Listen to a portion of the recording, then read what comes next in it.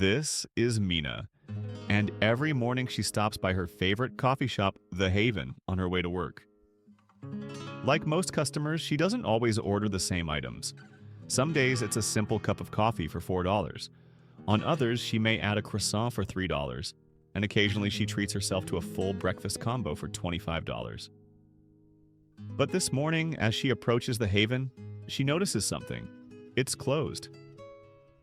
A bit disappointed, Mina glances across the street and spots a new cafe she's never seen before, the Corner Bean.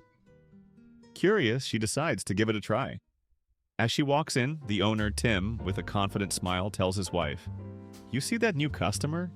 Tim says while looking at Mina. "I bet she will probably spend between $6 and $8 today," he says, after which he goes on to greet Mina and serve her. Mina orders her usual coffee and a small pastry. When she leaves, her total comes to $6.50. Intrigued, the owner's wife wonders on how her husband was able to predict Mina's spending somewhat accurately, even though he didn't know her. Was it a lucky guess? Or is there a method behind the madness? Over the next 20 minutes, I'll take you on a journey to uncover why Tim was able to make quite accurate predictions, and why it reveals a concept so fundamental that it not only predicts how coin flips behave, but could also be used in making predictions about human behavior. To understand the concept behind Tim's predictions of Mina's spending, we must explore the nature of random events, like flipping a coin, and journey back to the 18th century to the story of a remarkable mathematician, Abraham de Moivre. Born in May 1667, Abraham de Moivre was not only a mathematical genius, but also gained a peculiar kind of fame for predicting the exact year of his own death. He noticed that he was sleeping about 15 minutes longer each day, calculated the progression, and concluded that he would die when the extra sleep reached 24 hours. Strangely enough, he was right. De Moivre's life was full of contradictions. Despite his brilliance, he lived in poverty, often resulting in tutoring math in coffee houses or playing chess in the back of a cafe to earn a living. However, mathematically, de Moivre was scientifically eminent, who among all sought a more precise way to approximate the probabilities of outcomes for random events like flipping a coin. You see, random events like a coin flip have only two outcomes, a head or a tail. When you flip a fair coin, each face has an equal chance of appearing, and thus theoretical probability of seeing each side would be 0.5 or 1/2. Meaning if we were to quantify our belief of seeing either side, it would be half as much in seeing heads as seeing tails. However, experimentally, randomness often feels counterintuitive. For instance, if you flip a coin 4 times, it's entirely possible to see the same side multiple times, or never see a certain side at all in the 4 rolls, even though, theoretically, probability would dictate seeing 2 occurrences of each side. This aspect of randomness creates the potential for patterns to appear purely by chance, like getting a series of 4 heads when you flip a coin 4 times. And this is what implicitly de Moivre's work helped clarify on. De Moivre demonstrated that as the number of coin flips increases, the distribution of the number of heads approximates a normal distribution centered around the expected number of heads. Therefore, if we flip a coin 100 times, it is more likely that the proportion of heads will be closer to half, 50%, than if we flip the coin only 10 times, where greater deviations from half are more common. His work, though, was limited to coin flipping-like scenarios where the outcomes are only 2, and the probability of success, e.g. heads, was exactly 0.5. Furthermore, his methods relied on cumbersome calculations with series expansions. Then along came another renowned figure, Pierre-Simon Laplace, a mathematician and astronomer whose genius spanned so many fields. Pierre-Simon Laplace's life was nearly the polar opposite of de Moivre's, being given the title of Marquis, a nobleman of high hereditary rank, and being appointed by Napoleon to the post of Minister of the Interior. A position that, by the way, he only held for 6 weeks before his dismissal. Napoleon had later admitted that Pierre-Simon Laplace had shown himself a worse-than-average administrator, not considering any question from the right angle and conceiving only problems. Anyway, as a scientist, Pierre-Simon Laplace is regarded as one of the greatest scientists of all time and played a key role in refining de Moivre's theorem by generalizing it to handle sums of random variables with multiple outcomes, not just success or failure. While de Moivre's work explained how coin flips with two outcomes follow a predictable pattern when repeated many times, Pierre-Simon Laplace extended this idea to more complex situations like dice rolls, for example, or other experiments involving outcomes with different probabilities. He showed that as the number of variables grows, their sum tends to form a predictable distribution, no matter the original distribution of each variable. Perhaps to illustrate, let's use a simple example to intuitively explain. If you roll a fair die, the result of any single roll is entirely random. You could get a 6, 4, or a 1. In probability theory, we model this as a probability distribution, a uniform distribution where each possible outcome, 1, 2, 3, 4, 5, 6, has an equal probability of occurring. So, if we wanted to predict that the outcome of a roll will be a 6, there's little certainty that we'll see it. Each face of the die has an equal probability of 1/6, making any single prediction a gamble at best. Now let's change things up. Suppose we increase the number of rolls to 2, and instead of predicting the outcome of a single die, we're interested in predicting the sum of the two rolls. The possible outcomes now range from 2, rolling 2 1s, to 12, rolling 2 6s. However, the probabilities for these sums are no longer equal. The probability distribution shifts dramatically. What's fascinating here is how the probabilities stack up. Some sums, like 7, are much more likely than others, like 2 or 12. Why? Think about it intuitively. To roll a sum of 12, both rolls of the die must show a 6. There's only one combination that achieves this: a 6 and another 6. The same applies to rolling a 2, which requires a 1 and a 1.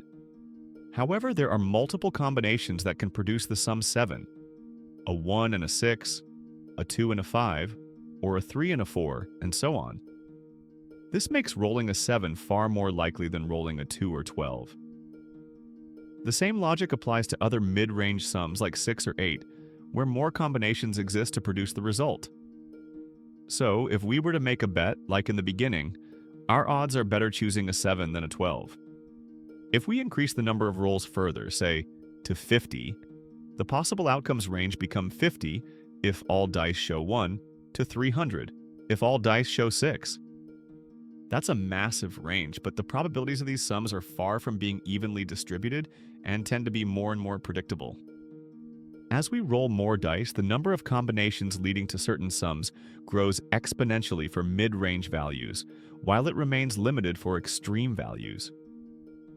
For instance, the probability of rolling the lowest possible sum, 50, requires all 50 dice rolls to show 1, a single combination out of millions.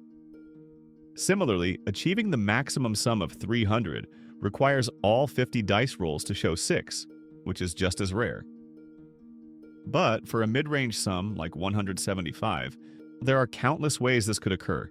Some dice might roll high numbers like 5 or 6, while others roll lower values like 1 or 2. These variations create an overwhelming number of combinations that contribute to mid-range sums, making them vastly more likely.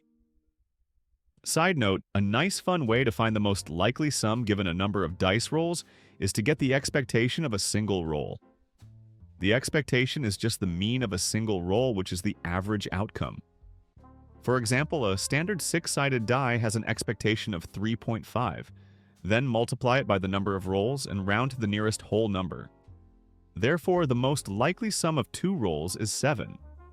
It can also be read as the expectation of 2 dice rolls is 7, and that of 50 rolls is 175.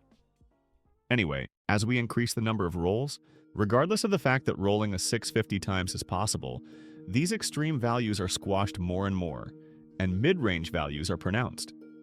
In fact, as the number of rolls increases, the distribution of the sums begins to take on a very distinct shape: a bell curve. This phenomenon is called the central limit theorem, and it illustrates a powerful idea. The more outcomes we aggregate, random as each might be, the less random the overall outcome appears.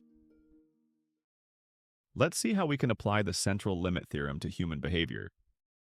Since the Corner Bean is a bistro located on a major highways gas station, most of its customers are new one-time customers, like drivers and passengers on long trips.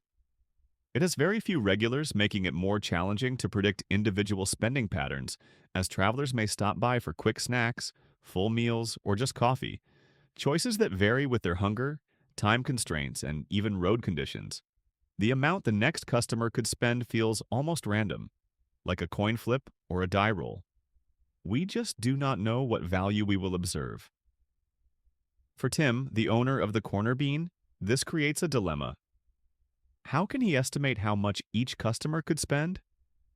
How can he estimate how much revenue he will earn in a week? So he set out to solve this problem using the central limit theorem because if customer spend feels almost like a die roll, why don't we just use that to our advantage?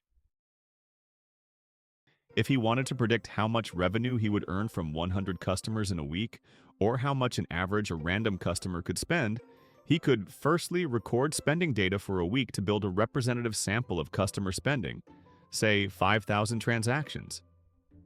Each transaction is like a random draw from the broader population of highway travelers stopping at the Corner Bean. Secondly, from the transactions, he would take random samples, say 100 transactions from the original data set of 5,000, and each transaction should be from a unique customer. Step 3, he would calculate the total revenue for each sample and then get the mean by dividing it by 100, then place it aside. He would then go back to our data and repeatedly draw samples of 100, calculating the mean and placing it aside. He could repeat this as many times as he wants, capturing as much behavior from our original purchases distribution. We can think of each mean representing different scenarios of how the average of different combinations of 100 customers would behave. By doing this, Tim captures nearly every plausible way that the average spending behavior of 100 customers could play out. The result is a distribution of sample means, known as the sampling distribution. This distribution, with more iterations of the process, will tend to take the shape of a normal distribution. Most customers will cluster around a typical spending range, with fewer making significantly larger or smaller purchases. And it doesn't just reveal the most likely average revenue. It also provides insight into the range within which average customer spend is likely to fall, giving the owner a much clearer picture of financial expectations. The magic of this approach, though, lies in the nice properties that emerge from the resultant normal distribution. A nice property, for example, if we use the mean, we tend to understand what on average would a customer spend. It enables us to gain key insights from answering questions like, for example, what is the probability that the average spending per customer is between $10 and $15? Whereas, if we use the sum, as in our dice example, we tend to understand overall revenue for 100 customers. It enables us to gain key insights from answering questions like, what is the probability that I would make $1,000 to $2,000 on average per week if only 100 customers came to my cafe? Which then provides a powerful tool for revenue forecasting and inventory planning. So Tim doesn't have to rely on just luck. The central limit theorem is what gives him the confidence to predict that Mina would spend somewhere between $6 and $8. Now, up to this point, we've been looking at monetary spend in isolation. However, customer behavior is rarely driven by a single factor alone. A more powerful approach involves considering duration, a variable we can define as how long a customer stays in the cafe. Imagine that while sampling, Tim doesn't just capture the averages of monetary spend, but also how long customers stay. This results in a sampling distribution of monetary spend and duration, forming a bivariate distribution. By incorporating this perspective, we unlock deeper insights that enable more nuanced predictions, such as, given that a customer is in the cafe for more than 30 minutes, what is the probability that their average spend exceeds $40? This principle unlocks the power to draw meaningful insights from the seemingly chaotic world of human behavior when observed across large enough samples. In finance, individual spending habits may seem erratic, but when we examine the average monthly expenditures of a sizable population, a predictable distribution emerges, forming the backbone of economic forecasting models. In psychology, additionally, while individual reaction times to stimuli can fluctuate wildly, the average across many trials follows a reliable bell-shaped curve, helping establish cognitive performance benchmarks. Even the unpredictable nature of social media behavior, where content sharing appears random, becomes strikingly predictable when viewed at scale, revealing patterns that drive the science of virality. The central limit theorem, by transforming randomness into structure, serves as a cornerstone for decoding collective behavior with a large enough sample. In the course of our journey, we've made numerous assumptions, and the two major ones that I think are worth mentioning to qualify this approach are, firstly, we assume that individual customer behaviors are independent of one another, which means one customer's purchase does not influence another's behavior. Secondly, we do not account for non-stationarity of customer behavior, meaning it might change over time, which would probably require a more robust model to account for the changes over time to accurately capture behavior. Despite these assumptions, the central limit theorem proves to be an incredible tool in making predictive assessments of uncertain and seemingly random events. I hope this video made you understand the central limit theorem just a tiny bit more than you did before. If you find it informative, please consider subscribing or commenting or liking to bring it to more people's feeds. Till next time, it's goodbye for now.